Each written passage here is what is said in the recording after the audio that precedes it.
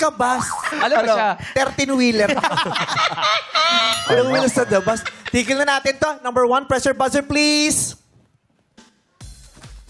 Number 2. 3. Palakpakan natin ating mga kandidato for today. Good luck, kaway sa kanan! Ano ang lumang pangalan ng Taiwan na may kahulugang beautiful island sa Portuguese? Dating pangalan ng Taiwan. Nagsisimula sa letter F. Number 1. I believe, alam ko ito. I believe, hindi nyo to alam. I believe, dating pangalan to ni Taiwan. Ito ay si Maring Erica. And I thank you. Si Raul. Mike Erica? May? Maring Panhala ka Erica. dyan. Okay. Oo. Kung ano man ang sagot mo, ligwak ka na. Kaway sa kanan, 20 pwede kayo mag-steal. Ano ang lumang pangalan ng Taiwan na may kahulugang beautiful island sa Portuguese? Letter less. Yes, number 2. I believe, feeling ko alam ko, and I believe hindi niya alam, and I believe sana naman ito na, and I believe Pransya. And I thank you. Francia, ligwak ka na. Number 3, ikaw na lang. Okay, na-press niya na. I believe ito ay nasa Earth. I believe wala ako doon. I believe lugar to. Ang sagot ko po ay Paradise. Paradise is wrong. Sabi ko nagsisimula sa letter F, ang tamang sagot ay Formosa. Formosa ang dating pangalan ng Taiwan. Kaway sa kanan. Ito. Ikaw nga gumawa nito. Ikaw gumawa nito. Sa basketball. Hindi, ikaw gumawa nito. Siyempre kailangan sabihin ko. Hindi, ikaw gumawa. Ito naman. Sige. Sa basketball. Ikaw gumawa.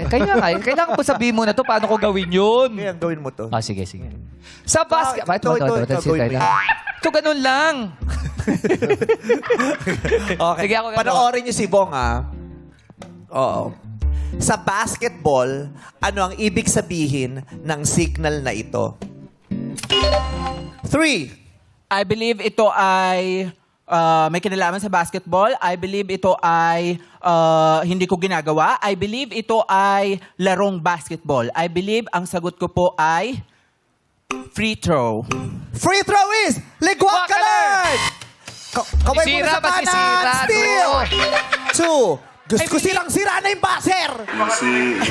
I believe ito po ay laro, I believe ito po ay punto, and I believe ito po ay palaging binabanggit kapag nakakashoot, and I believe ito po ay 3 points. And I thank you. 3%! Ligwak ka na! Okay. Number 1, ano ang tawag sa sign na ito sa basketball?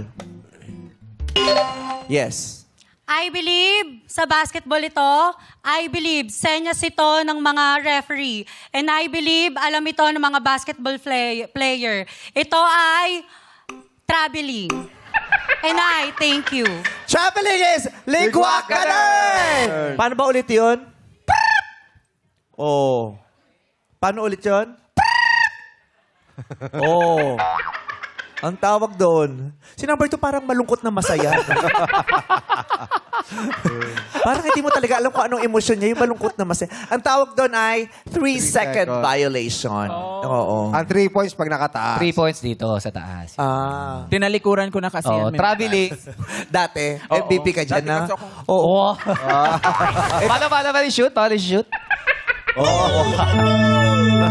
Pag ito humamon sa isang kalsada, hindi ka lalaban dito. Mukhang dumadang Oo, to eh. mukhang dumadakdak eh. Yan ang sabi ko sa'yo, Kuya Bo.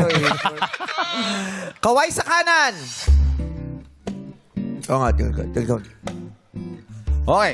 Sinong iconic Hindi, ikaw. Ito nga. Ayan, yun mo. Okay. Sinong... Ito, ano mo?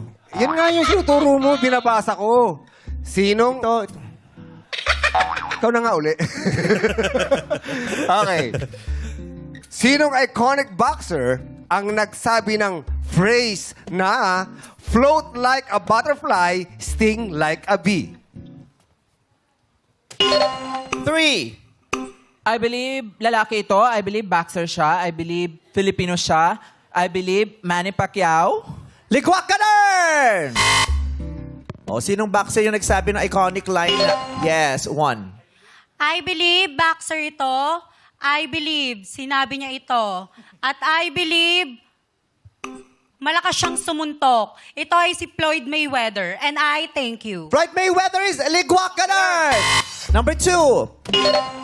I believe ito ay boxer player and I believe ito po ay malakas katulad ng sinabi niya. And I believe ito po ay magaling and I believe ito po si Nonito Donaire and I thank you. Oo, ito anak kasi na yung demonito doon ay number 2 eh. Gigigil talaga ako sa iyo.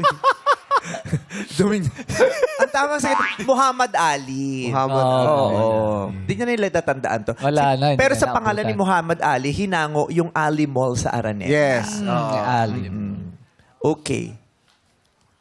Pinakamadali dito. Ito na lang. Ano ang past participle ng right? 3. I believe, alam ko to. I believe English to. I believe ito ay isinulat ko na. Written. And I thank you. Written is Tumpak Canard! Pasok ka na sa next round. Candidate number 3, Jemima Johnson. Okay. 1 and 2 na lang. Gusto niyo bunong braso na lang to para mabilis tayo. Bunong braso. Tapos kung sino yung mababali, yun ang papasok sa next round. Di nabalian. Okay, kaway sa kanan. Ang gusto mo, ang gusto mo. Dali ba? Kaya ba nila yan? Wala akong tiwala sa mga baklan to eh. Ito na. Ito. Sa larong tumbang preso, ano ang pinapatumba? 2. I believe ito pa ay pinapatuloy and I believe palagi itong nakita sa grocery and I believe meron kami nito and I believe lata. And I thank you. Lata is Ligwak Canard. Ha? Ang tamang sagot ay preso. Tumbang preso nga ni. Oo. Yun talaga yung mga yung mga Oo. nagsa-shine talaga dun sa talent. preso Natatalo talaga yun. Ano natatalo. nila yun eh. Parang diversion Kaya nila sila, sa loob yun eh. Oo. lungkutan. Sorry, Oo, number may- 1, Ligwak ka na.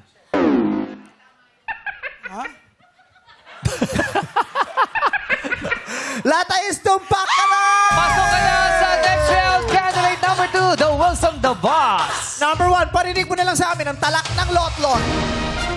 I believe hindi ko pa time ngayon and I believe need mag-shine ng ibang candidate dahil hindi naman sila kaganong kagandahan. At charing lang, kaya ako nalaglag eh. I believe hindi ako nakapindot agad and I believe exit na ako and I thank you.